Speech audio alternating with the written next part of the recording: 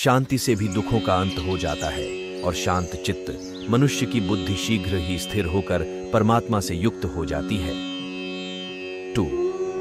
क्यों व्यर्थ की चिंता करते हो? किससे व्यर्थ में डरते हो? कौन तुम्हें मार सकता है? आत्मा ना पैदा होती है ना मरती है। 3. हर काम का फल मिलता है। इस जीवन में ना कुछ खोता है ना व्यर्थ होता है। 4. विषयों का चिंतन करने से विषयों की आसक्ति होती है। आसक्ति से इच्छा उत्पन्न होती है और इच्छा से क्रोध होता है। क्रोध से सम्मोहन और अविवेक उत्पन्न होता है। 5. संयम का प्रयत्न करते हुए ज्ञानी मनुष्य के मन को भी चंचल इंद्रियां बलपूर्वक हर लेती हैं। जिसकी इंद्रियां वश में होती हैं उसकी बुद्धि स्थिर होती है। 6.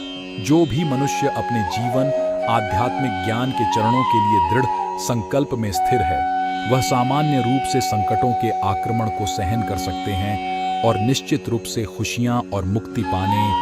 7. जब तुम्हारी बुद्धि मोह रूपी दलदल को पार कर जाएगी उस समय तुम शास्त्र से सुने गए और सुनने योग्य वस्तुओं से भी वैराग्य प्राप्त करोगे। 8.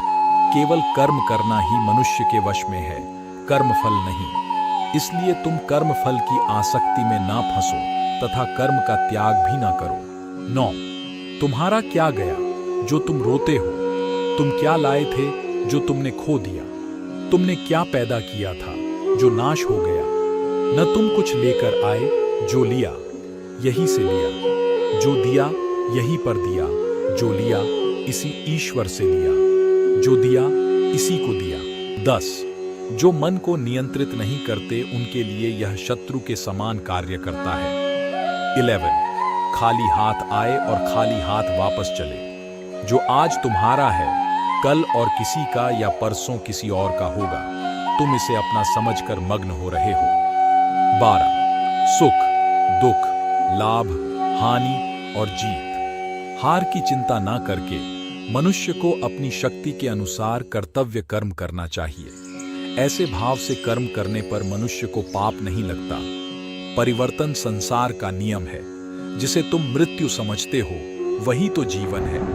एक क्षण में तुम करोड़ों के स्वामी बन जाते हो, दूसरे ही क्षण में तुम दरिद्र हो जाते हो। मेरा तेरा, छोटा बड़ा, अपना पराया मन से मिटा दो, फिर सब तुम्हारा है, तुम सबके हो।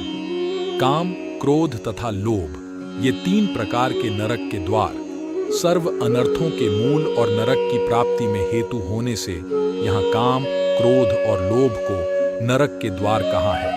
आत्मा का नाश करने वाले अर्थात उसको अधोगति में ले जाने वाले हैं। अतएव इन तीनों को त्याग देना चाहिए। डर लगने में कोई बुराई नहीं है, लेकिन उस डर को कभी भी खुद पर हावी न होने दें। खुद पर काबू रखकर ही सफलता को पाना संभव है। व्यक्ति का मस्तिष्क तभी तक उसका मित्र है जब तक वह उसके नियंत्रण में है।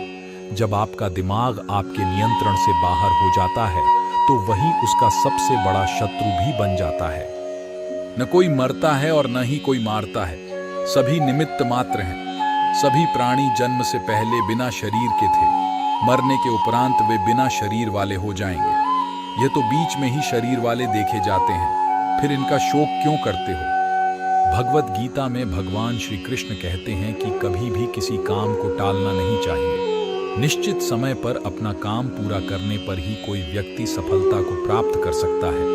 वहीं अगर आप हमेशा अपने कर्म से भागते रहेंगे तो भी आप जीवन में सफलता हासिल नहीं कर पाएंगे। गीता में कहा गया है कि यदि व्यक्ति का कर्म सही दिशा में हो तो वह बड़ी से बड़ी मुश।